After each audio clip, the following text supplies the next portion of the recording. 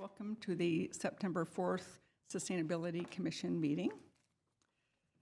Meetings are broadcast live on Glendale TV, viewable on Spectrum Cable Channel 6 and AT&T UVerse Channel 99. Meetings are also streamed live in high definition on the in HD on the city webpage, glendaleca.gov/live, on youtube.com/myglendale, and on Apple TV, Roku, Amazon Fire, iOS, and Android devices using a free app called Cablecast and choosing Glendale TV from the menu. Meetings are also archived on the city website for viewing at any time at glendaleca.gov/agendas. Call 818-548-4013 for program schedules. For public comments and questions during the meeting, please call 818-937-8100. Public comments on a specific agenda item will be taken when the item is discussed. If you have any questions about matters on the agenda or requests for assistance, please call the city clerk at 818-548-2090 during regular business hours. Roll call. Commissioner Chikarian. Commissioner Cartunian. Present. Vice Chair Pinkerton. Present. Chairperson Werner. Present. Ex officio Phi. Present. Ex officio Park. Present. Bless you. 1A, Pledge of Allegiance. Yes, please rise for the Pledge of Allegiance. Allegiance to the flag of the United States of America and to the republic for which it stands, one nation, under God, indivisible, with liberty and justice for all. Excuse my allergies acting up. I'll keep that in mind. Okay, so the land acknowledgement. We would like to acknowledge that we are holding this meeting in Tovagnar in the city of Glendale, at the home and traditional lands of the Gabrielino Tongva people. We would like to pay our respects to the elders, both past and present, and to the Gabrielino Tongva communities who continue to be stewards of this land. Glendale's history did not start with colonialism. Indigenous communities have lived in this area and have been stewards of this land for hundreds of years and numerous generations. The Gabrielino Tongva communities and culture continues to grow and flourish. We encourage our audiences to learn more about the Gabrielino Tongva tribe and the many indigenous communities in California and beyond. To get started, you can find a list of books and resources at eglendalelac.org/Native American. 1C, report regarding posting of the agenda. The agenda for the September 4, 2025 meeting of the Sustainability Commission was posted August 29, 2025 on the bulletin board outside City Hall. 2, approval of minutes. 2A, approval of minutes of the Commission regular meeting held August 7, 2025. So move. So we have a motion to approve the minutes. Does anyone have any amendments, corrections, or would they like to second? I can second that we approve. Actually, there were some corrections on there. Like, I don't know if you looked at it recently, but there were like notes. So it looked like it wasn't the final, if they could like clean that up. What was uploaded online? Yeah, what was uploaded online Less than was, final. looked like notes from you to someone else, and maybe the wrong one got put in, but I think we need to up our quality assurance game a little bit on the minutes. But other than that, I think the content itself seemed accurate. Okay, so all in favor, can you take roll call for the minutes? Roll call. Commissioner Cartunian. Yes. Commissioner Chikarian. Abstain. I was not present at that meeting. Vice Chair Pinkerton. Approve. Chairperson Werner. Yes. 3, board member staff comments. Okay, would anyone like to start off the board member and staff comments? Do you have one? This is World Cleanup Month, so if you're interested in having, community groups or sponsoring some sort of cleanup activities in your neighborhood, please do, but feel free to coordinate with the Sustainability Office for possible assistance with that. The Glendale Environmental Coalition's having a meeting this Sunday at 3 at Palmer Park, and we will be talking about past cleanup activities that we had, possibly future ones. So we hope people can sponsor those. Thank you. Okay, anyone else? Actually, so at my high school, I conduct a year-long science research project every year. And this year, I was motivated by the high water usage in Glendale due to local landscaping. And this issue was actually introduced to me by Commissioner Pinkerton during my meeting with her. And I became motivated to research a potential small-scale solution through my science research. So I developed a project aimed to analyze different components to improve plant viability for less water usage and soil regeneration because our soil has become so arid. And although the project is still in its developing stages, I still have to figure out the variables I want to use in my hypothesis. I was wondering if it was possible to implement my project in Glendale municipal properties, such as a city council or like libraries outside. Okay, Mr. Jones, would you like to take that? Yeah, thank you very much, ex officio. We would reach out to Parks Department on your behalf and set up a meeting with you and them to see what is possible to help you do that. Absolutely, we'll do that. Oh, thank you so much. Thank you. May I respond? I know in the past the Sustainability Office sought grant funding to remove the lawn, the turf here at City Hall, if I'm recalling correctly. That might be a worthwhile project if we could get people to do that, remove the lawn and replace with xeriscaping. So just want to throw that out there because it's a high visibility area. It would be great to have some signage and have people see something that looks really attractive that doesn't entail grass. Yeah, definitely. That's what my project was kind of aiming towards. Less grass usage, more wildflowers, native plants, and organic ways of planting, yeah.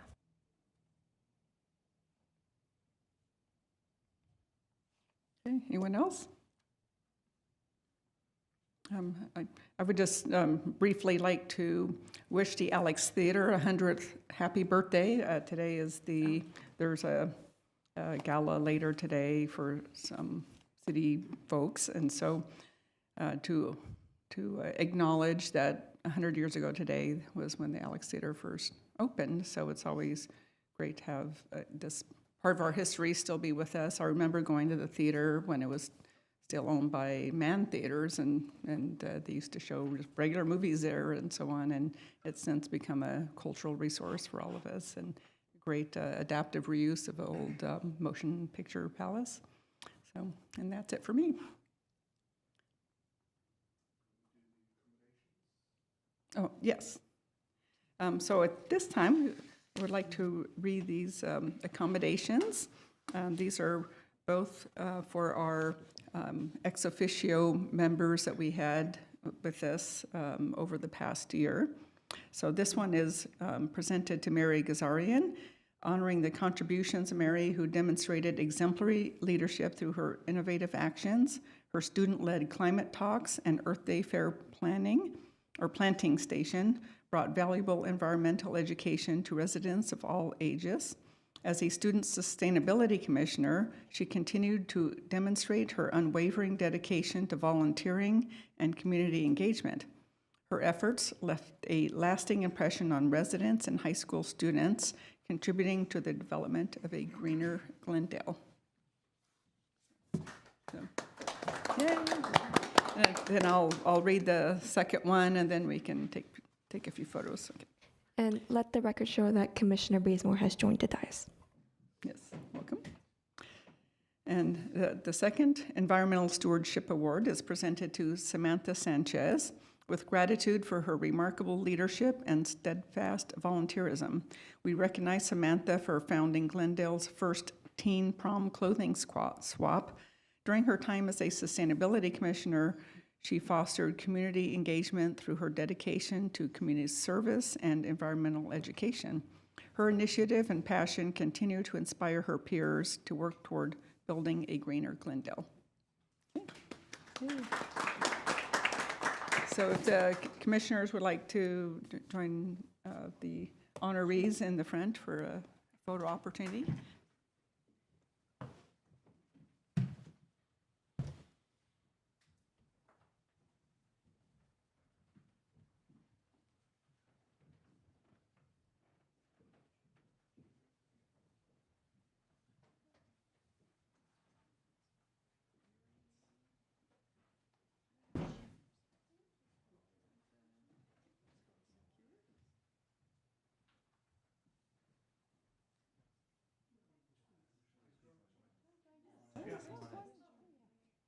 maybe squeeze in a little more, maybe turn sideways or something.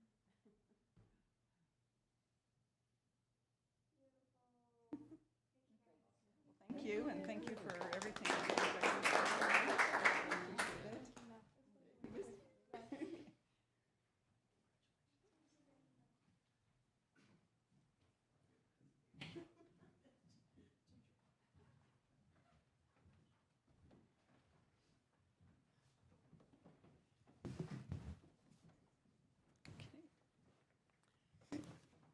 Okay, so do we have staff comments now, or no?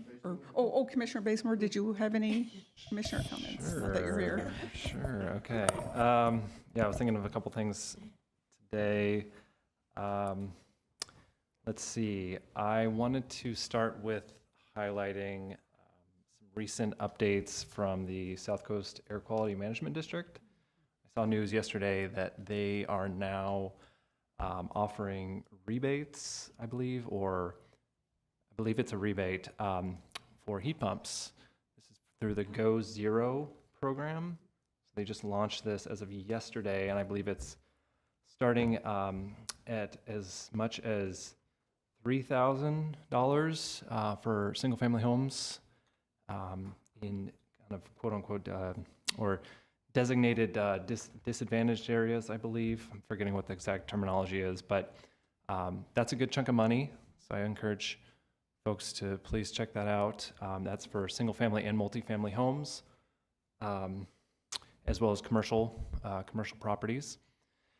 And then I guess I wanted to potentially have a discussion or a conversation around the conversation that's happening right now in LA around a mandate to have cooling. And I just wanted to know, I don't know if Glendale has one. I know that the county has recently put out, I don't know if it's an ordinance or some kind of requirement around a mandate for cooling within the county. And I believe the LA City Council has followed suit and is going to be having a discussion around that. And I just thought that might be pertinent given the extreme heat, the heat waves we've been dealing with. I'd love to maybe bring that to our commission at some point. And then Yeah.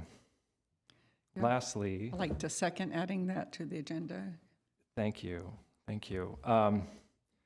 Lastly, I did want to just selfishly give a little plug for an event coming up at the end of the month that I believe would be of interest to any and all people in Glendale. So on the 28th September at Verdugo Park, Walk by Glendale is going to be hosting a transit and kind of transit-minded, but a walking and biking kind of safety event where we're going to be offering folks to come and learn, in some cases actually get on bikes and learn how to bike. We'll be doing a walk up to the Sunshine Canyon Preserve that's just up the way, and a variety of other activities. So this is kind of a save the date, and it's going to be in the morning on the 28th, again, Verdugo Park. We're trying to get the details finalized, but would love to have any and all in attendance. So I'll be getting this on the city's calendar, I think, at some point. Maybe I'll share with the sustainability office, but I think it would be great to have a good turnout at this. So that's all. Thank you. Great, thank you. And the building code idea about air conditioning is a good idea. I think the average person probably isn't even aware that you can't get an occupancy permit unless you have heat, but you can get one without air conditioning. And in some parts of the country, that wouldn't be a big deal, but here where the temperatures have gotten so extreme that could be an issue, even though modern homes are built hopefully a little more energy efficiently than the old ones. I still think that, for climate resilience, that something like that would be important. So I'm happy to second that item. Okay, so if that's the end of the comments, did you have a comment? No? Okay, so we can move on to you. We do have some staff comments, Chairperson Werner. So the first of the comments is, in front of you, I have placed the tracker. At the last meeting or the meeting prior to that, the commissioners brought up that they had asked or requested for a number of issues and that not all of them had been responded to. So we said we would go back to this tracker and try to present this at the beginning of most meetings to update the commissioners where we are on the work that has been requested of us. So walking through the tracker, the first request is by Commissioner Pinkerton to identify properties, especially multifamily properties, that do not have air conditioning, and that is pertinent to today's discussion brought up by Commissioner Bazemore and Chairperson Werner. We are waiting to get some information on that, so hopefully we can bring that back to the Commission when we bring the cooling item back at the same time. The second item is a request by Commissioner Chairperson Werner to have data on how many people opted out of using the peak demand program. Again, we are waiting on information on that. So again, that is my responsibility for not getting that information to the Commission in a more timely manner, but we are working on that now. Commissioner Pinkerton also requested information on CMD recycling, and we have requested that data internally, so hopefully we'll be able to bring that data back to the next Commission meeting. Further down, Commissioner Pinkerton requested information on the mulch process by Integrated Waste Management. I believe the Integrated Waste Management Superintendent Etienne Ozarek responded to that request with his presentations. The city has a number of compost giveaway events. I'm trying to find out when the next event will be. And the Integrated Waste Management has signed a contract with LA Compost to set up regional or community composting programs. I believe the Commission asked to have a look at e-waste opportunities and appliance during the repair cafes. At repair cafes now, we do have battery recycling, and do we have e-waste? Not yet, okay.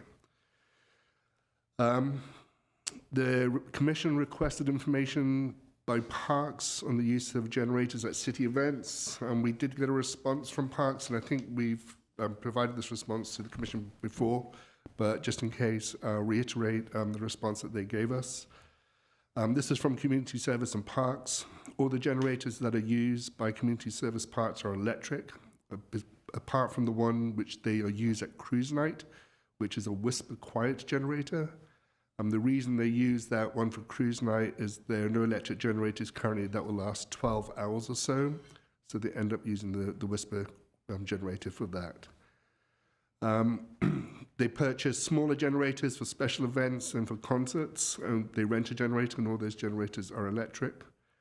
And we are currently working with Public Works to ask them about when they're going to switch their generators to electric, and once we have that information, we'll provide that back to the Commission too. Integrated Waste Management Report regarding speaking about food recovery. Etienne Ozarek, again, the Integrated Waste Management Superintendent, provided that information to the Commission at one of his two presentations. Commissioner Bazemore has requested that the Commission have a legislative update. That is scheduled for the October meeting.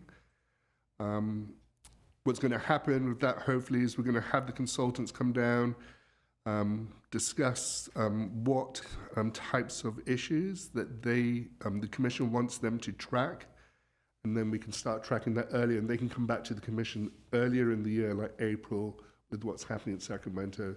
Then the Commission can decide if they want to create a platform and make recommendations to City Council. Climate Action Plan grant information, there's no work on that. The drive-through recommendation, the Commissioners drafted a letter, and that letter was presented to the City Manager for his consideration, and I believe it was then passed on to members of City Council.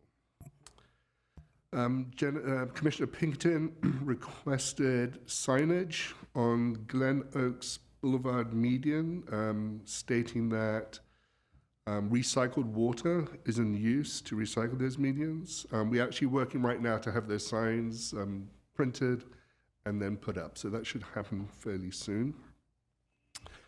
Lose the Lawn campaign, that is administrative. That is something that we are going to put into the Sustainability Officer's work plan, and we'll come back to the Commission when we feel that we have time to dedicate towards that. May I ask a follow-up on that?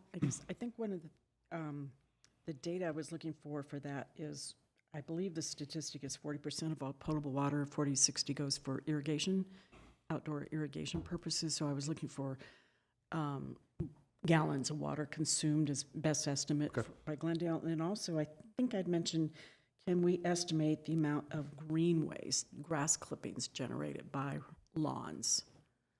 By city-owned properties? If by, I don't know what kind of metrics available out there, so residential or city property, just because green waste is so much more expensive to process than trash, so it would be helpful to know, and I think it can inform a Lose the Lawn campaign. Okay. Right, thank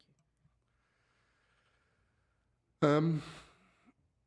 There's this item, a March discussion, the letter support asking council development incentive program. Nora's going to be presenting on that this afternoon. The essential tours request by Commissioner Pinkerton. As you know, we have began the educational tours campaign, so we're going to continue to grow that. Demand, Chairperson Warner wanted information on the demand response program headed up by GWP. Again, I believe we responded to that, but if we, for the sake of clarity, we did ask GWP about this program, and they provided us the following response. The previous demand response program, well-intentioned, provided and proved to be prohibitively expensive and unfortunately didn't deliver the expected load reduction. Going forward, GWP are focused on developing a new demand response strategy that emphasizes dispatchable, measurable DR, aiming for more cost-effective performance and resulting in greater community participation and grid support. As we learned from a recent DR program through Franklin Thermostat Peak Savings Program, relying solely on customer behavior during peak times is unpredictable and insufficient to meet our grid needs. For example, we contracted with Franklin for a 10 megawatt peak reduction, and only 1.8 was available on our peak day. To design a successful and sustainable DR program, we will be gathering deeper insights and evaluating alternative approaches. This includes studying best practices, customer behavior patterns, successful programs, and cost-effective implementation strategies that will inform our program design and decision-making process. We have budgeted for new DR programs for the full year 26-27, and GWP look forward to sharing updates as they become available. So as those updates become available, we will ask GWP to come make a formal presentation to the Sustainability Commission on their demand response programs. Yeah, that was one of the lingering things on the spreadsheet, tracking spreadsheet too, was asking like how many people have opted in, because that's information we never got. So did only 5% of the entire city sign up? Did 80%? You know, we just didn't have that kind of visibility. And I really felt that the company that was outsourced to wasn't really on top of things. They weren't able to support a lot of very common thermometer brands or thermostat brands. I know mine wasn't available at first. It was like many months until it finally was, and then I didn't get a notice that they started offering it. So I think the rollout was really rough, but I think a lot of people who were doing it in the past would be, you know, willing to keep doing it if that happened, but they just need to, you know, run that a lot better, I think, and ditch the gift cards and all that, you know, nonsense, and just give people a credit on their bill and keep it simple. So we will ask them to come back and, let's say, provide a formal presentation. May I ask a question? Like, we got to see some of the CAP elements and some of the planning that went into the CAP, you know, the consultant came in. did we have the opportunity, or could we have the opportunity to do the same here? Because it would be nice to know the outreach that they're planning, types of focus groups that they might hold. Like the Commissioner said, the equipment, what's available, what's not, because the response, and also one question, do we ask for certain achievements when we execute contracts like this that you have to convert? If you contact 1,000 people, that 20% or even 3% have to convert, meaning participate in the program. I don't usually see metrics like that, but I'm thinking might be something to consider. That there's might a have made a difference with the one that we did have. Yeah. So there's a very good questions, Commissioner Pinkerton. I do not have knowledge of that. I'll have to reach out to GWP and get a response for you.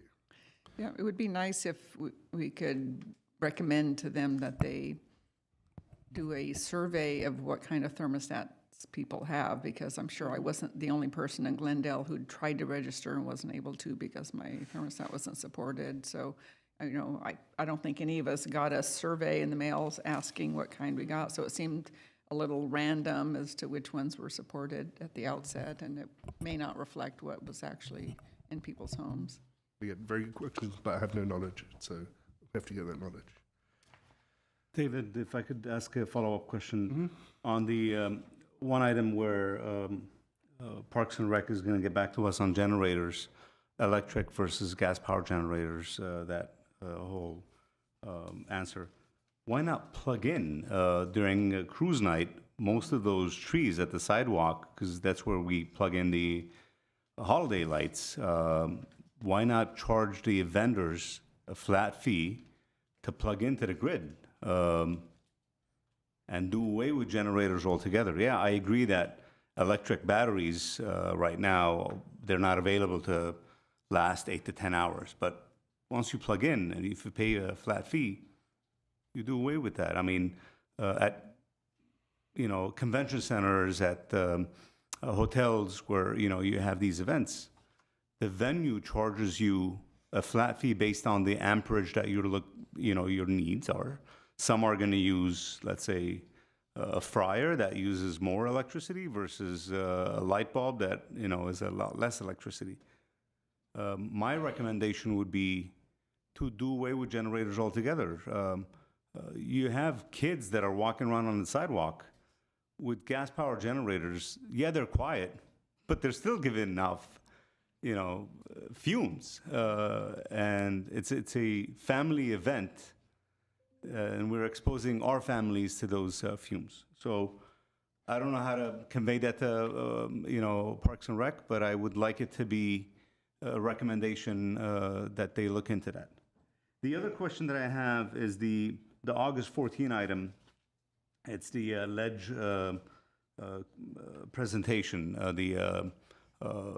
Sacramento consultant that's going to make a presentation on legislative items. Are they going to fly down just to make a presentation for this commission?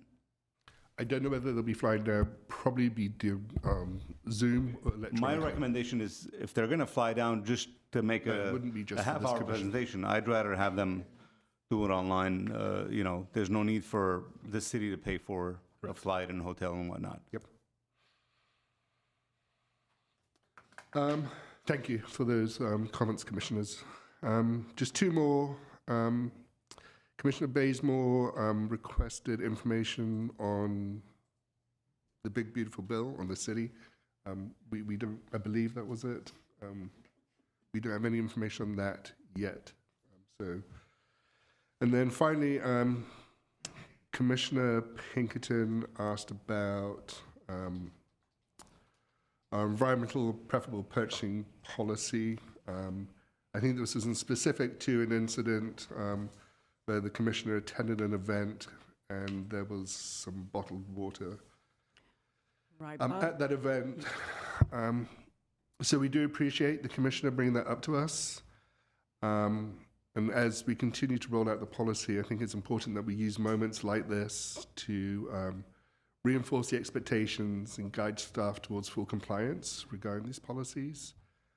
We recognize that change takes time, and that as each instance happens, it gives us more opportunity, as I said, to communicate with staff. Based on the requests or the comments or the email from the Commissioner Pinkerton, we're actually going to start up an internal training program just to make people are aware of that the policy is now in the Administrative Policy Manual and that staff have to comply with that policy. And if I could follow up, I went to an event at the Brand at the gallery maybe a month ago or so, and they had so-called bioplastic cups, which are not compostable even though they're labeled as such. And I don't know, I think we buy through Staples primarily, and it's possible those were obtained through Staples, but it would be really helpful to know the purchasing mechanism used. Was it a one-off through like an Amazon purchase, or was it available through Staples, or do we have some other sort of supply company out there like Grainger maybe, through which that was purchased? Just, I was able to actually block polystyrene purchases for the city of LA through the Office Depot catalog contract. I just called our rep and said, do not honor these requests, and that actually went much more smoothly than I thought. So it might be helpful if we could try to track down how this was purchased and talk to the vendor and say no more, because they're neither recyclable nor compostable, and we don't take them in our curbside program, so we definitely shouldn't be purchasing them. So I just wanted to let you know I'd seen that. Absolutely. So I have two more comments and then I'm done speaking. So I do apologize. Chairperson Werner requested or asked for the camera angles to be changed. So when people are presenting to the Commission, that their faces are seen on camera. I'm going to read from this, so bear with me. In regard to changing camera angles for speakers who come to the podium, we apologize for any confusion. The Assistant City Attorney is correct. There's nothing legally precluding the Commission from allowing direct view camera angles. The City Council recently took up this matter as a policy issue and directed that the cameras remain focused on the back of the speaker. Although the Council's action technically only applied to City Council meetings, their intent was for the adopted policy to apply citywide. To ensure consistency across all televised city meetings, we've been directed to maintain the same camera angle for commissions and boards as well. This way, members of the public are treated the same across different meetings, and it also simplifies implementation for GTV staff. Again, we apologize for any confusion, and we thank you for your understanding, but the city's policy is they will not allow camera actions. Well, it's very disappointing, but I feel like we're not treating people the same. We're mistreating people the same and disrespecting people who take many hours out of their day to sit through these meetings so that their voices can be heard. But okay, so it is what it is. So thank you for looking into that and sharing it. So finally, as Commission members recognize will know that the CAP was adopted by City Council at the August 12th meeting. The CAP serves as a qualified climate action adaptation plan, which the city can streamline the environmental review process of greenhouse gas emissions generated from future projects. The adoption of this CAP does not authorize, fund, or mandate any specific measures. Any future actions identified in the plan will only move forward if separately brought to City Council for consideration, public input, and formal decision. Staff will be setting up an internal team and identifying actions that can pull out the CAP for consideration. So we're very much looking forward to starting to work on that project. And then finally, the staff presented to City Council an air conditioner to heat pump ordinance at the last City Council meeting. There was voted 2-2, so the ordinance, because one of the council members had to leave. So the original approach that we were going to take to have the ACT heat pump ordinance adopted and be in effect by September 30th could no longer proceed. So we're now proceeding with the safety element exemption. And so we're going to go back to council Tuesday, recommending that approach. And if we get approval, then we'll follow the standard process by which the city updates the California Energy Code So hopefully that will happen through September 17th, and the potential ordinance will go into effect January 1, 2026. And that is all my updates. So is there a draft ordinance, the complete draft one, that's ready for review? The complete ordinance was presented to City Council for adoption last week, but as I said, there was a 2-2 vote, and because of that, it couldn't get adopted, so it dropped. So you will be using the same ordinance again to go back to City Council. Okay, so they didn't make any changes to it, they just Right. adopted it? Yep. Okay, okay, great, thank you. Any comments? Yeah, a few questions, if I may, and probably my oversight. Several years ago, we talked about beekeeping. I think that was one of the first items that came before this commission, and been getting questions about that.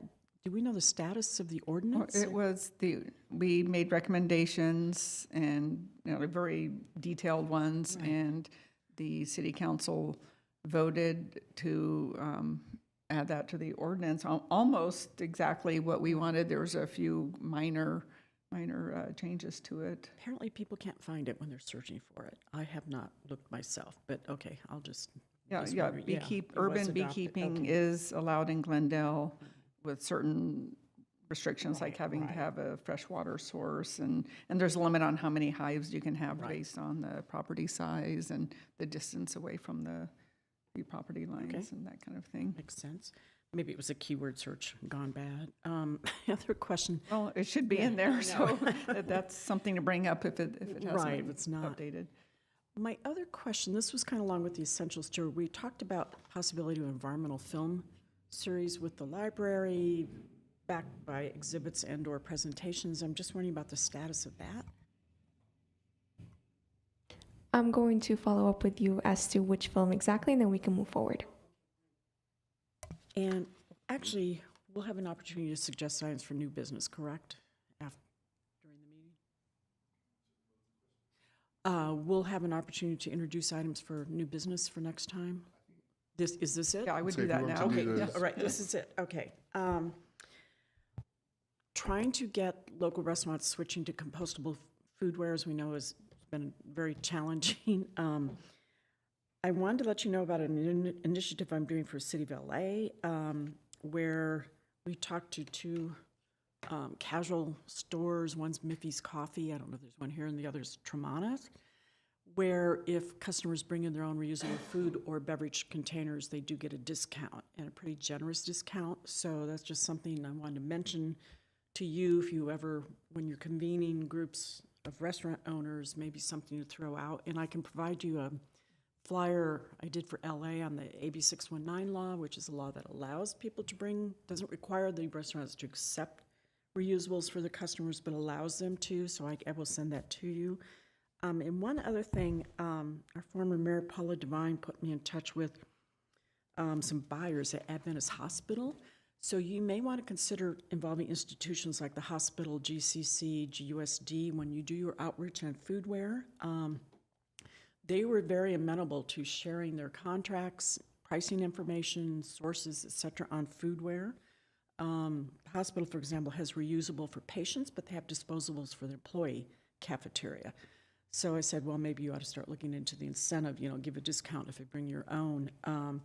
But they were not aware of the really good show you did on different types of foodware. So I can give you some contacts just to, because I think bringing in big institutional buyers might assist everybody. So I just wanted to share that. So if I don't mean to interrupt you, Commissioner Pinkerton, but Nora's going to give us a whole presentation on that, and that's exactly the feedback we're looking for. So, thank you.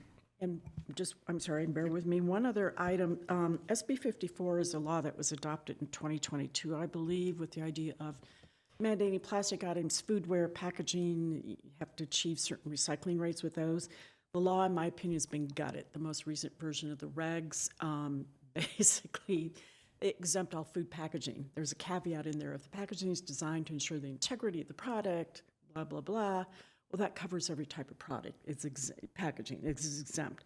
So I've drafted a comment letter. I thought I'd sent it to Nora. I did not, but I'll bring it to the next meeting because the comment period on those regs closes October 7th, and we're meeting on the 2nd. So I think we should comment, just because it's a meaningless law as reconfigured right now. It basically exempts almost everything, so it's entirely meaningless. So I just want to mention that. Thank you. Thank you. Did anyone else have questions or comments? Yeah, I was curious to hear more, David, about the cap. Has it been published, the final version? Is it available? Okay, thank you. So anyone can see it. And then with regards to that plan,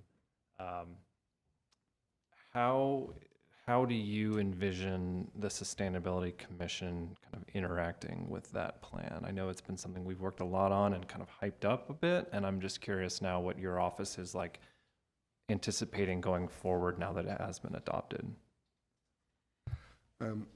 So, Commissioner Bazemore, in all honesty, we have just taken a big deep breath over the last couple of weeks.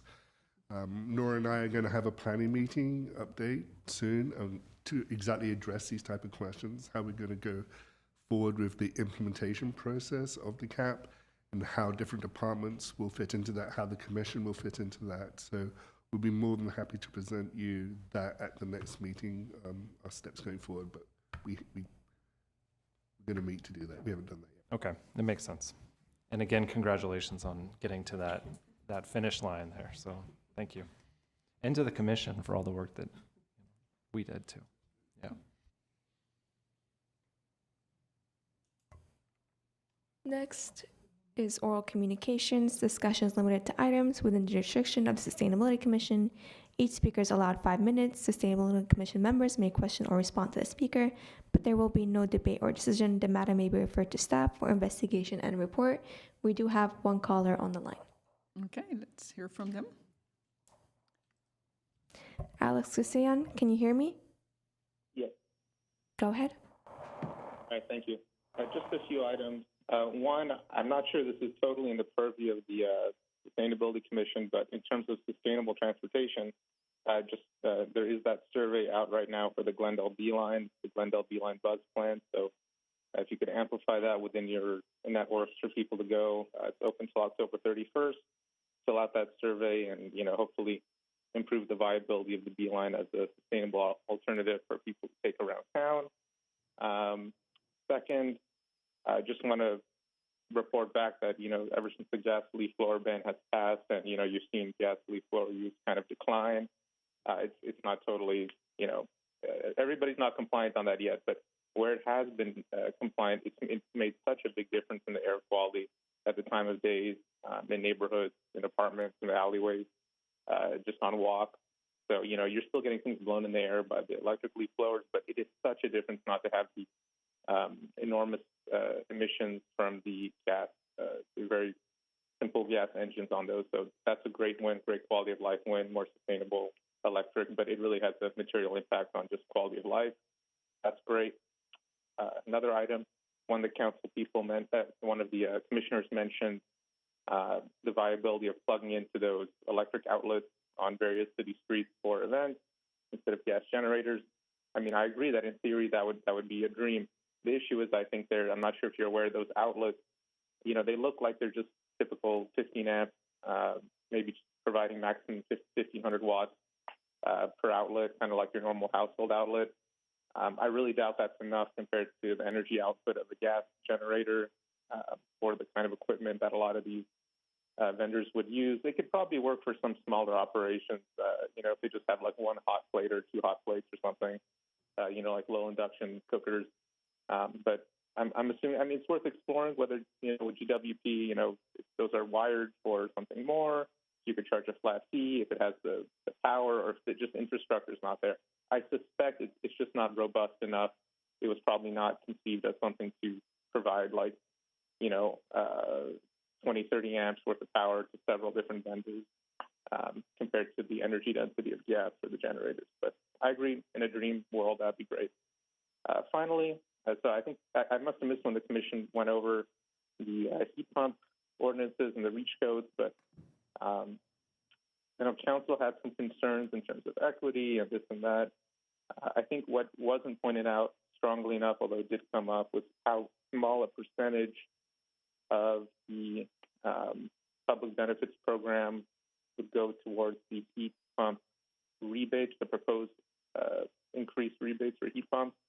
And hopefully, if this ever comes back to the commission, just drill down on the fact that, you know, any of these things that electrify these household appliances, instead of that money going to the gas company, it gets reinvested in GWP, helping to pay for our general electric infrastructure. So you're incentivizing, you know, homeowners, condo owners who sure may be, you know, well enough to own a condo or home, giving them a little extra push to use an electric appliance versus a gas one. Even if their, you know, electric prices are going up, maybe they're not saving that much money compared to the gas furnace for now. That money is going straight back to GWP, to our local coffers, instead of to SoCal Gas. So, you know, just focus on all those ancillary benefits. I think incentivizing the heat pump switch over, even if the payoff to the consumer is not what people would hope, because our electric prices have gone up more than anticipated. There's other benefits as well. So that's all I have. Thank you so much. Good night. Okay, thank you. Okay, so our public comment period is closed. Next is 5 action items. We currently have no action items. 6, reports information. 6A, compostable foodware incentives and plastic waste reduction programs. I'm just going to hand over to Nora at the stage, and she's going to take it away. All right. Good evening, Commissioners. Today I'll be presenting on the compostable incentive and plastic waste reduction programs. This presentation is in response to Council's January 28th direction to explore strategies that reduce plastic waste and support businesses in transitioning to alternatives. First, we're coming to the Commission as an information item. Since this presentation recounts multiple areas of research, our ask of you this evening is to receive your feedback on all of those areas. So again, Council direction was given on January 28, 2025. They asked us to agendize a discussion on compostable incentive assistance and education to reduce plastic waste. This included an outreach initiative engaging restaurants to develop a compostable incentive program, a certificate program, a bulk buying program, a reusable foodware service, and an education program. Council's request is a multi-pronged compostable approach, which balances environmental impact with reducing the burden on businesses to make the switch to alternatives. First, we're going to begin with the compostable foodware incentive, which is the core of the proposed strategy and required significant research to understand cost implications on businesses of transitioning from single-use plastics to alternatives. So our objectives were as follows: assess affordability and feasibility of transitioning from single-use plastic foodware to fiber-based, non-PLA, lined fiber compostable alternatives over a 1-year period. That's a mouthful. But it basically means transition to products that are actually compostable and not just products that say that they are compostable. And identify cost differentials between single-use plastic to compostable alternatives. Engage restaurants to collect reliable cost and operational data, and identify potential incentive structures to cover cost differentials of transitioning to compostables. Our methodology was as follows. We contacted restaurants and organizations via email, phone, and in-person outreach. 86 of them were actual restaurants, the rest were organizations. And 14 provided invoices for cost analysis. We met with restaurant owners for in-person and in-depth discussions, including conversations with purchasing manager. And our data is sourced from restaurant invoices and representative market data. A key limitation to acknowledge is that many restaurants were hesitant to share detailed financial data, which limited our ability to get volume estimates directly. But they were still able to colloquially tell us ballpark estimates and speak about their experience with compostables. Some restaurants noted that their contracts are confidential, therefore they couldn't share exact numbers. So, one of the key challenges we faced during data collection was the reporting burden on restaurants. While some were willing to provide a single invoice for foodware purchases, none were comfortable compiling a full year's worth of receipts or summarizing their annual usage. This was especially true for mom and pops. They usually go to Smart & Final for their purchases, so they just have receipts. As a result, we relied on publicly available industry data to estimate usage patterns for volume. Based on sources like upmenu.com and the National Restaurant Association, we estimated that restaurants use between 12,000 and 14,000 units per foodware type annually. Limited service restaurants, which rely heavily on takeout, use significantly more disposable foodware, about 123 customers a day. Full service restaurants, which primarily use reusable ware for dine-in, use disposables for about 45 customers per day. So for full service restaurants, think sit down. For limited service, think fast casual, like a Mossie's Kebab. So after evaluating volume, we were able to calculate that limited service restaurants could see a $15,000 increase annually when switching to compostables, and that full service restaurants could see $6,000 increase when switching to compostables. These estimates are based on current usage and market prices of compostables versus single-use plastic. So for example, say a container would be an 8 cents per unit extra, which would translate to $3,540 per year per restaurant extra. So for this cost analysis, it's important to note that this estimate provides a general cost comparison between compostable and plastic foodware. Actual price differentials will vary based on the specific products used and the restaurant's consumption rate. Not every restaurant sees the same number of customers, not every restaurant uses the same product. So these are just general estimates. For limited service restaurants, they spend around $20,000 per year on plastic disposable foodware, but they would be spending around $35,000 on compostable foodware at their current volume, resulting in a $15,000 price difference. And again, limited service restaurants are fast casual restaurants that serve most of their food using disposable foodware, so takeout. But full service restaurants would spend around $7,000 per year on disposable plastic foodware, but they would be spending around $13,000 on compostable foodware at their current volume, resulting in $6,000 price difference. And full service restaurants, again, are most dine-in restaurants. Which brings us to potential incentive program models using those numbers. So after the cost analysis, we explored what potential incentive programs could look like. We explored 3 models: a 5-year full reimbursement program, a 2-year targeted reimbursement program, and a 1-year pilot program. Option 1 is a comprehensive phased-in subsidy, which would be a full reimbursement for up to 100 restaurants of 5 eligible products, which are straws, cups, lids, containers, and cutlery, which is primarily non-recyclable, non-compostable items. But that could cost the city around $4.3 million.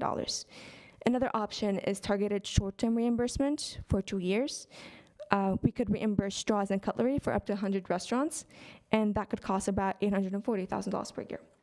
Another option is that we could look into a 1-year pilot program for up to 20 businesses. We could focus on takeout containers for full-service restaurants, straws and cutlery for limited-service restaurants, and that could cost around $6,000 to $200K per year. Now, there's a large variance in the last line, and I will explain why that large variance exists. This is a closer look at option 3. For this analysis, we're using green paper products as our main comparison point, which aligns with what you see in table 1. But green paper products only offer compostable bamboo cutlery, but it comes at a higher cost. Another option we identified is birchwood. It's less common and not as widely available, which might make procurement in practice difficult, but it is a much cheaper option, which is what you see in table 2. And that's where the total variance comes from. So if we were to go with the same comparison point, which is green paper products, they only offer bamboo, it would be more expensive than if we were to go with an alternative, which is birchwood. Note that the pilot program's costs can vary depending on compostable products used.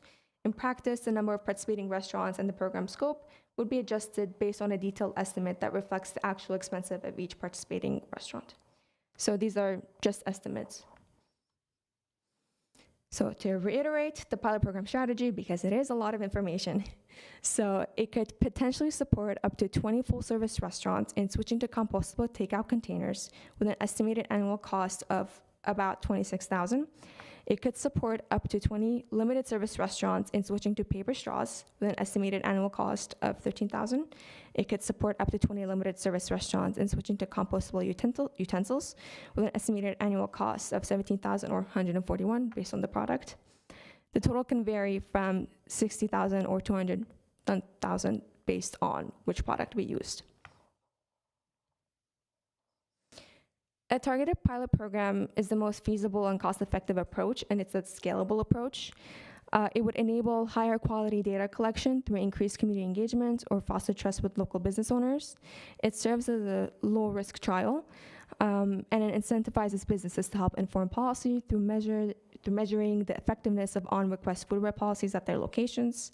And it informs the design of a larger and more affordable long-term incentive program and strengthens applications for the external funding by highlighting the organization's implementation capacity.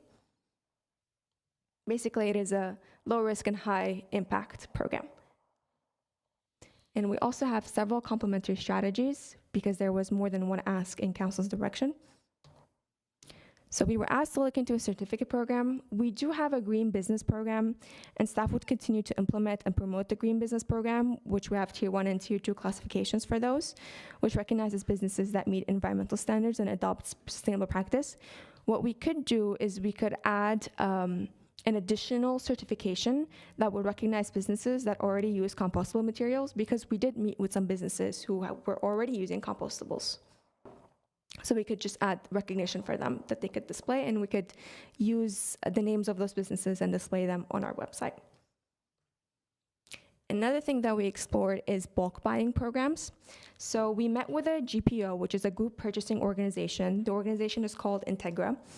So we found out that many medium-sized restaurants that buy foodware already buy them in bulk through private agreements with distributors. Small businesses, on the other hand, tend to go to wholesale stores like Smart & Final, and we met with some medium-sized restaurants who were using the GPOs. For a GPO to be a viable solution, a restaurant would need enough individual buying power to convince the distributor to come to the table with a GPO and negotiate better contracts. For Integra, this number is 3 million. This is the minimum volume that distributors are willing to work with, so GPO don't significantly impact their profit margins, and it's a requirement to be an Integra partner. Nora, the 3 million, that's per customer? Wow. Per Okay. business, correct. you. Yeah. The conclusion here is that bulk buying programs implemented through GPOs are not a viable option for small organizations, such as mom and pops, but they may be a viable option for, let's say, school district or hospitals. We also met with the City of LA, and they implemented a reusable foodware microgrant program for reusable products, not compostable products. So City of LA supported 120 businesses in transitioning to reusable foodware. Their support was only available for small mom and pops, no chains, no medium-sized restaurants. They identified 613 businesses with dishwashing capacity and storage for said reusable products, and they facilitated fulfillment of reusable purchases and tracking too. So their grant structure, it was about 3,000 per business, but there was a large variance too based on business needs. And eligible items included reusables, plates, cups, utensils, but there was no plumbing or dishwasher installation assistance. Oh, I was just going to say 2 quick comments. We were able to chip out a little money that we used for compostables for the City Hall Farmers Market in LA. We got about 2 months' supply for each of the vendors there. And then your next to last bullet point, that speaks to the need to look to building codes as far as dishwashers, space for multi-compartment sinks, things of that sort, long-term. Thanks. And City of LA was able to acquire a $1 million grant to implement the program. Of that, $400,000 was used for the consultant, for grant administration, and the rest went to businesses directly. We are also working with our integrated waste management and Glendale Water and Power for a potential conservation program using funds from the public benefit charge. This would include $500 to $1,000 per business for energy conservation measures like LED lighting, energy savings, and this would be on top of the green business program. We met with reusable service companies. We met with 3 companies, Husky Cup, Bowie, and Ancora. Husky Cup provides cups for coffee only, which is a non-compostable, non-recyclable item. and their cups are made from coffee husk. And cafes would have to opt into the Husky Swap cup exchange system. And we have 4 businesses near Glendale that are opt into the system, none in Glendale. And owners of a Husky cup can hand over their cup at participating venues when placing an order. They would receive a discount, and then they would receive their drink in a clean cup, meaning you don't have it to have cleaned. You can just bring it in, and the business would, give you an existing Husky cup that they have, not necessarily the same one. Bowie is another company. They provide preset sized reusable plates that businesses can use. The challenge here is that their sizing is preset. So some businesses, they might not need as much space, or they would be using more food in those plates. And they no longer provide dishwashing services. They did a trial run, and it was not feasible for them. And Encora is a company that does reusable services and closed loop systems only. So this would mean college campuses or business centers. They wouldn't be working in, let's say, food courts. And of course, we will continue with our education programs, which you all are familiar with, that we started earlier this summer, and adding in direct in-person outreach to restaurants, including continued accessors on request outreach. Thank you. Well, thank you, Nora. That looked like a lot of work. Any questions or comments? I have one question. You mentioned that there's the large businesses, large restaurants, and the smaller ones. How would you define a smaller restaurant? You mentioned mom and pops, there's food trucks, and there's probably different categories, subcategories. And so can you describe what these smaller restaurants are like? We use LA County specifications. I believe it's 26 seats or less is considered mom and pop. 26 seats or more is considered medium-sized. All right, thank you. No, this is great. Thank you. A lot of work obviously went into that. Okay. I really like the idea of granting recognition to restaurants that have already made a lot of changes. We know Porto's has had to, because they have to comply with the more stringent Burbank regs. That would be great to get them in here. One thing too, I would like us to not just focus on compostable. We want to get to more of a circularity in reusables. Was it Channel Islands College? It's a lot of commuter students mostly, and they have a reusable foodware program out there. Same thing, you come in, you're served in something, you bring back the dirty clamshell or whatever is the next time around. They use Ozy brand, which is US made. It's all BPA free, FDA approved for food contact, and the old products are ground and reused at the end of their life. So I wonder if we could, next iteration or next time you're talking to restaurants, could we survey the restaurants and or some of their customers, how far do they travel? Because if you're like a kebab shop where 95% of your customers are from very close by, they walk, possibility for a reusables program there, clamshell or something. Again, that depends on dishwashing facilities. One thing I would really like us to look into is partnering with institutions here that have dishwashers. I don't know if the school district does, but it would be helpful to get that baseline info. Hospitals, or is anybody willing to open up, any schools? I know there's a push to use like athletic fields from schools at night. Why let those resources sit unused, on weekends? Who's got dishwashers out there? The Civic Center, I believe, might have dishwashers. They have a kitchen, so it would be helpful to do a baseline of what dishwashers are out there. See if we could look into partnerships. Again, hyperlocal would be the goal, but so I just think I would like to, because ultimately reusables is what's going to save them money. The cost differential is big between the compostables and the disposables. So reusables, but also I keep hammering on this with everybody. AB 619, inform the restaurants and the customers that the law lets customers bring in their own reusable container, because every container they don't buy is 8 cents or 5 cents. It's savings. So it would be nice to, can you do tiny pilot, with a kebab shop that's got hyperlocal, let their customers bring their own, save, give a discount of 5 or 10 cents. The Tremana discount that I was talking about, if you bring in both of your reusable cup and food container, downtown LA, you get 50 cents off, which is pretty significant in my mind. So I would just, that's for next iteration, but the price differential is always going to, I think, be a big barrier for compostable, particularly a lot of that stuff's made overseas, as you noted. So if we could try to shift our focus a little to reusables, I think, versus something that, because compostables are so much more expensive for the city to manage versus, unfortunately, that's the reality. Compostables are more expensive to manage as a waste stream product than a disposable item. But thank you, this was great, a lot of great information. I know we've heard comments from the council members in the past, you know, it's impossible to do a direct cost comparison if restaurants will not disclose what they pay for things and in what volume they buy. So it's a snapshot time, but I would just like to see more of a push toward reusables if possible. But I think let's convene a meeting. Who's got restaurants, who's got dishwashers out there, you know, that might, I know there are liability issues for letting other people come into your property, but I think it'd be good baseline information to have. Thanks. Commissioner Pinkerton, I actually work at Starbucks, and one of our new policies this year has been that we have to push for Hereware. So whenever we take an order, we always ask if they're going to dine in with us and if they want it in a glass cup versus like single-use ware.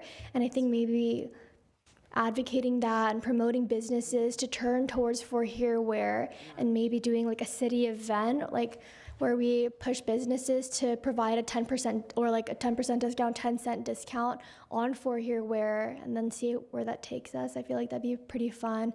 Maybe at the Montrose like farmers place, and like I know they serve like single-use like drinks and stuff. Like what if everyone in the community came and brought their own like containers? And I feel like that'd be pretty fun for everyone to participate in. Fabulous idea. For Hereware, like FOR, then HERE. Yeah, for Hereware, it's just glass Okay, no, cups and I like plastic. that. Yeah. I like that. Thank As you in very for much. here to go. Yeah, yeah. I know some parts of the country, they say to stay or to go, so it's regional. But as I found out, yeah, it is interesting. And so do they get a discount if they bring their own beverage container? So if they bring their own personal beverage container, they receive a 10-cent discount. But if they ask for Hereware at the store, then there is no discount at all. But we do provide refills if they do have it in a for Hereware cup. Like for that visit? I Yes, guess, like yeah. for but it's like exclusive. Like we'll give any refills, but like just iced coffee, iced teas. Even if you buy a random drink, we'll still do the iced coffee, iced tea. So maybe kind of pushing that towards other businesses. The refills are free? Yeah, the refills are Wow, free. okay. Yeah, honestly, like I feel like people aren't aware of it, and if we push that, like I feel like people are going to be pushed towards using for Hereware, reusable ware, other than their single use. And does Starbucks wash those on site or they contract out? Yeah, so I do the dishes, so I'm in the back doing the dishes, and I put just 3 compartments sink. I do the dishes, yeah, but it's not like a big deal at all. It's like they Okay, just so put it they in like a usually little tray recycle. next to the trash can, and I take it to the back, and we all wash it. Okay. Yeah. the Honestly, we had to inside order track. more cups, so because people kept using them. So I feel like if we push that towards other like coffee brands, and I feel like it'd be a great city initiative that we can take. Yeah, go ahead. Are you aware of any loss involving like the cups? I'm curious, just from what you've observed, like, are they Shrinkage? disappearing or, shrinkage, or are they breaking? I'm just curious. Yeah, I think it's broken while I was working like maybe once, but it's not really that big of a deal. I think I think people have stolen them, but it's not like a big issue. It's not really like, I think it happens like once every blue moon, someone will just walk out, but I don't think they realize they're doing it like a lot of the time. So accidental stealing. Sometimes I think one person bring it back and they're like, I'm sorry. So I feel like it's not that big of a problem towards that area. Question for Nora. Nora, based on your research, I know it's limited research, do you feel like the prices for compostable are trending downward? Because a couple of years ago, these were novelties. Now, even Smart and Final has them, even Costco has them. Do you feel like they're trending downward? Is there light at the end of the tunnel where the price differential would be closer to I'm not sure specifically if it's trending downward or upward. When we met with the purchasing manager, he had a big box of paper straws and different types of paper straws. So he just said there's more versions out there now, but what he was scared of is tariffs and how that would impact pricing. So that's a big fear that's out there currently. Thank you. Do you know the longevity of those Husky coffee husk cups? Any idea how many uses, or it looks like a permanent product to me? It does have an end life cycle, and the company takes them back after it's no longer usable. How does the take-back program work? I mean, you know, like, I'm sure an individual doesn't just mail in, like they collect, and when they get to a certain quantity, they call them to pick them up or something? So it's like similar to Starbucks, except if, let's say, a coffee shop doesn't have its own reusable-ware, it could use the Husky cups. Let's say the coffee shop itself purchases a box, and they have a box, and they're opted into the system. They get on the map, and if I have my own Husky cup, I could go and give it to them. If it's clean, they can give it to me in the same cup, or they can use one from the box that they have. So then the dirty cup would be thrown away or not washed and reused, or? It's one that they would have to wash and reuse. Oh, okay. Yeah. And those can be, you know, even though they're like biodegradable because they're made out of corn husks, they can still go in a commercial dishwasher at those high temperatures. They can, yeah. Interesting. They look like rigid plastic. I was curious, Commissioner Pinkerton, you mentioned there was some kind of plastic cup called bio something that's not bio anything. What? There are so-called compostable plastic products. They're partially or entirely derived from plant products versus fossil fuel source plastic, but they have chemicals added to them to make them rigid. So like a cup or utensil. So they behave, if littered, they behave exactly like conventional plastics. Plus they don't break down they break into pieces, but they never entirely go away. And organics processors don't want them because grass clippings break down quickly. So-called compostable plastics will take months. So operationally, it's impossible to separate those. If they're in your green bin, I mean, it would be incredibly expensive to go looking for those cups, separate them, put them in their own windrow for composting. It's not feasible. So I consider them a form of greenwashing, quite frankly, because they're really not compostable. To me, it's just like, it's another plastic. It makes people think they're doing something good, but I'm like, it's still a single-use disposable item. So it sounds like it's more for something for the regular trash waste stream because it would decompose in the landfill faster than regular plastic. We don't take those in the blue or the green bins in LA. And yeah. Oh, one other comment. There's a company, Our World, it used to be Our Cup. It's not the only one, but it's a dishwashing service. I don't know if they're still looking for other locations. We couldn't accommodate them in LA, but I can give you the contacts for them. And one other thing, I would be really interested to find out, what is Burbank Airport doing? My understanding from one of the council members is that one company has the contract for all the food service vendors at the airport, and Burbank's got the reusable mandate for dine-in meals. It would be great to reach out to him, like, what are they doing with dishwashing? Do they source that out to a third party? Do they bring in dishwashing equipment? It would be really, I think, helpful or interesting to find out what they're doing. Thank you again. This was great. Yeah, that would be really interesting that, like, restaurants do. I mean, fine dining especially would have a linen service that washes the linens. They don't have a, washing machine usually in the restaurant, so that would make sense. And they also have those kind of mobile, like, dog washing ones. My neighbor uses this one, it pulls up and they take their little dogs there, and then the dogs come out all clean with little bows and everything. It's very cute.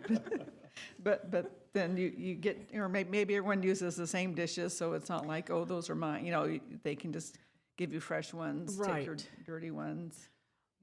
Well, that's my comment for like malls where you have food courts. You got your signage. I know if I'm in the line for the Burger King, or McDonald's, or the pizza place, I don't think all their foodware. I think it should be reusable foodware. I don't think the foodware has to be branded. They've already got a captive audience. There's signs there. I don't think, the bag with their logo is going to convince somebody to shop at, buy food from that versus another. And I have a question for ex officio. Did you know dishwashing was part of your job duties when you took that job? No, actually, I didn't know any cleaning was involved in the job until I stepped in and they handed me a mop, basically. But I learned how to, so yeah, I was not aware that there was any dishwashing. But it's very calming, so I have no complaints. So you're working your way up to barista? Is that what? I am a barista right now. Like baristas, like at Starbucks, like we're trained to do every single task, so including cleaning, yeah. Oh, okay. Well, thank you for all that, inside knowledge on the inner workings of Starbucks. So I know my local coffee place, since we're plugging coffee places, it's Caffeine, KAFN, is privately owned, but for years they would give a discount if you brought in your reusable container. They even have their own branded ones, but I think they'll give the discount for anyone. I know during the pandemic everything changed a little bit with someone touched it or something, but I think now they're kind of slowly going back to doing that again. So Give you a discount if you wash the dishes yourself. yeah, there you go. Yeah. I think I brought them lemons once because they use lemons and they give me a free cup of coffee, so they're very good. I have a couple of questions, and they're both about cost and the scalability of the program.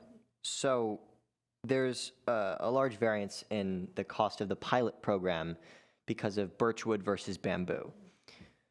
Why don't we see that same cost in the larger scaled programs? That same variance in the cost? So for the cutlery, it's not just one product, it's 3 products. It's fork, knife, and spoon, which is why it's more expensive. And it's, let's say the container is not made out of bamboo, but the cutlery is, and bamboo is just an expensive material. So I guess what I'm not understanding is why do some of this, just the pilot program, why is that such a wide range when the other ones have no range at all? When the other ones are completely set? Yeah, we compared the other ones for green paper products only, and using the same logic, it would be the bamboo, which is also a green paper product, but because of how expensive it was, we started looking at alternatives, which is birchwood. So in a scaled up program, would that be able to use birchwood across the board? And if it would, how much more savings would we see from the full program? It would be $17,000 more. The same issue remains, which is birchwood is not as widely available, which might make procurement more difficult. That's just something that we would encounter and solve during implementation itself. So does the use of birchwood kind of present a block to scaling the program? Potentially, based on how much is available and how much we procure.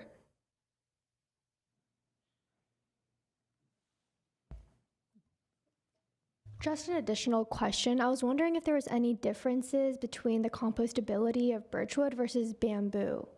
From what I could find, no.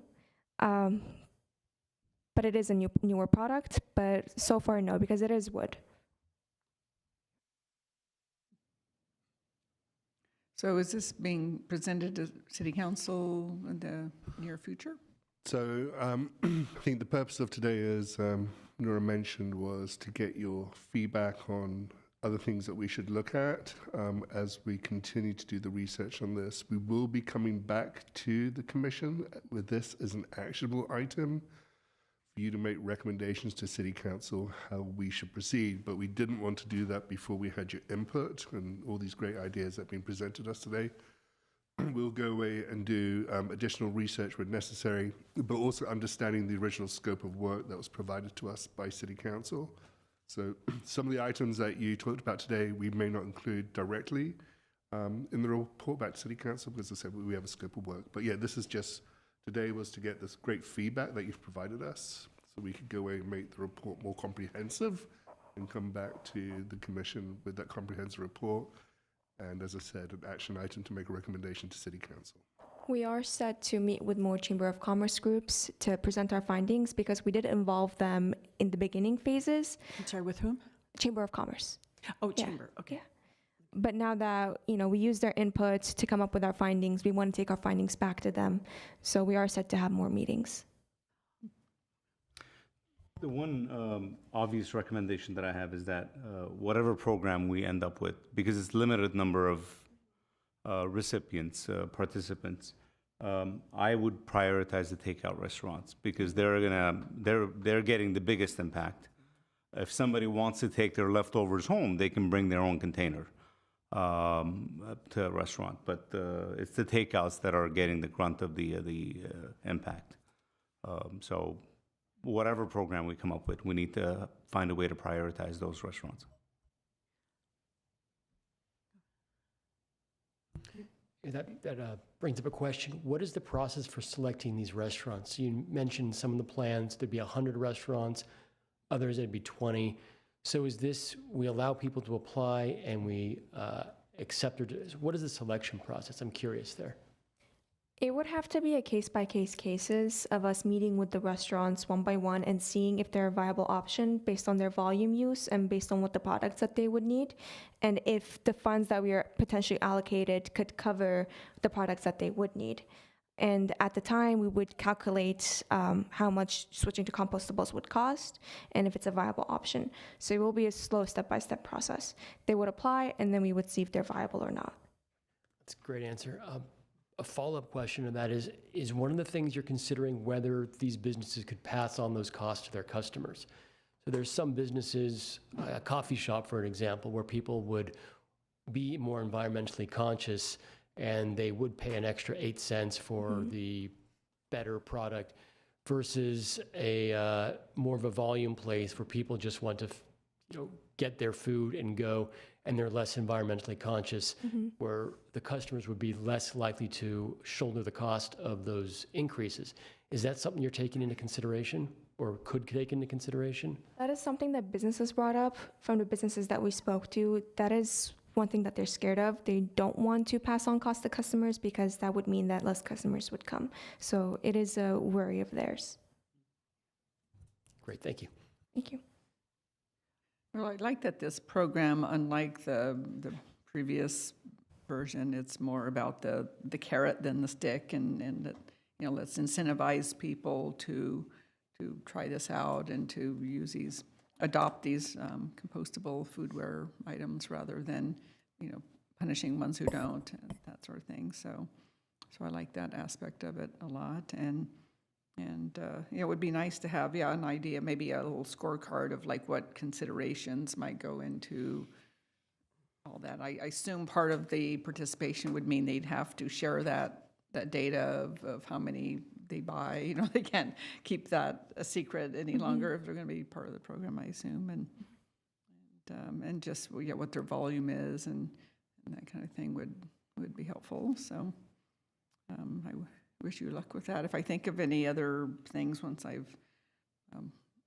looked at it in greater detail, I'll email them to you. Thank you. Just a procedural question, I guess. David, you mentioned that some of this is outside the scope of the original directions from council, but I would hate for this data not to get presented. Can we have an alternatives section to your presentation so you're fulfilled your council direction, but you're also providing all this info? Especially, I would really like to see, if possible, couches as jobs creation. Like, get your baseline information about dishwashing facilities, who's doing what, because of the job creation potential.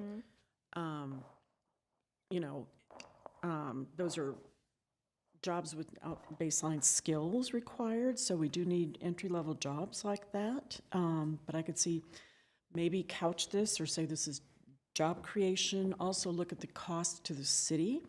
If you move more toward reusable dishwashing, less material that has to be composted at a much higher cost to the city versus disposal as trash. So I just want to make sure this gets to them and isn't lost because we're sticking to the scope of the direction, but So we could, you have to finagle, but I just don't want to see this lost and not presented because there's still going to be uproar over the cost of rental. 8 cents is a lot for a small restaurant to absorb per how many units over the cost of a year, whereas you go to reusables or you push.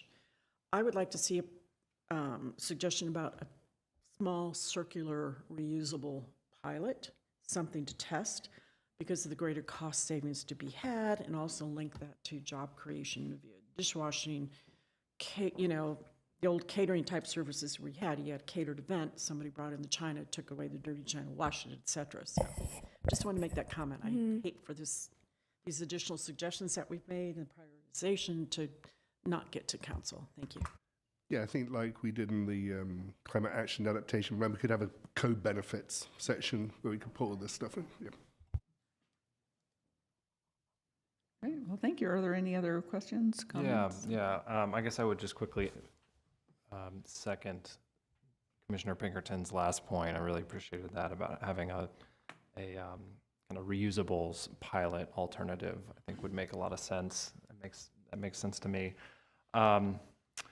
Again, great presentation. Simple question. I just was hoping to have a reminder, and apologies if this was in the presentation, but where did we get with the kind of plastic waste reduction ordinance? I know that came before us, and that's related. That is, where did we just go as far as the styrofoam, and this is kind of the next phase? Just help me remember. So very good question, Commissioner Bazemore. So yes, so we originally went to City Council with a fully comprehensive ordinance that had the polystyrene plus all these additional plastic waste reduction regulations. City Council asked us to pull out the polystyrene regulations and pass it as a separate ordinance, which we did. And then we went back to them with a plastic waste reduction ordinance, and that was the meeting that they said no, they didn't want to pursue that. As Chairperson Werner mentioned, they wanted us to pursue a more of a carrot approach. So we put that on hold, and this is the resulting work from that direction from City Council. Okay, that's just connecting the dots for me. Thank you. And actually, it was the state that banned polystyrene statewide back in April, I think. So I don't expect to see anything else coming out from SB 54, but at least that happened. So back onto the topic of passing costs on to the consumer, and I guess the idea that it's titled an incentive program, how large is the incentive that companies are getting? What's the saving that they would see from switching to these compostables? So we would be covering the cost of the switch.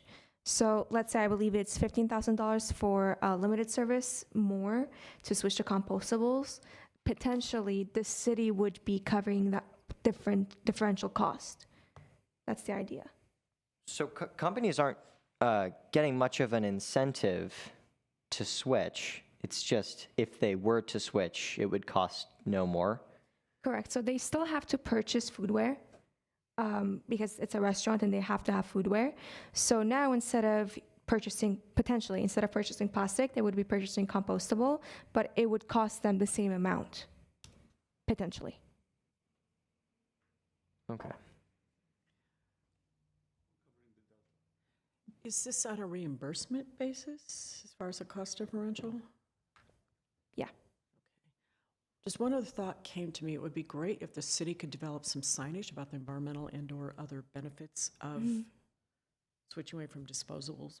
Just something that they may elect to put on the counters or their menus or something. Thanks. And you mentioned that this would go on the website, like these places are participating, maybe they get part of the carrot, could be like some free publicity as somebody who's, people expect consumers expect the people some consumers, many consumers, I know all of us expect that people that they do business with are mindful of environmental impacts, and so hopefully this would be an extra incentive is just, a little bit of free publicity in the website, and maybe they come to a commission meeting or a council meeting and talk about how that went or something like that too. Correct, that would be part of the certificate program. Yeah. Great. Well, thank you so much for that wonderful presentation. Thank you. Next is 7, Sustainability Office updates. We currently have no updates. 8 is adjournment. Okay, would someone like to move to adjourn? So moved. I'll move. Okay, go ahead. Okay, so, Second. yeah, okay, so Commissioner.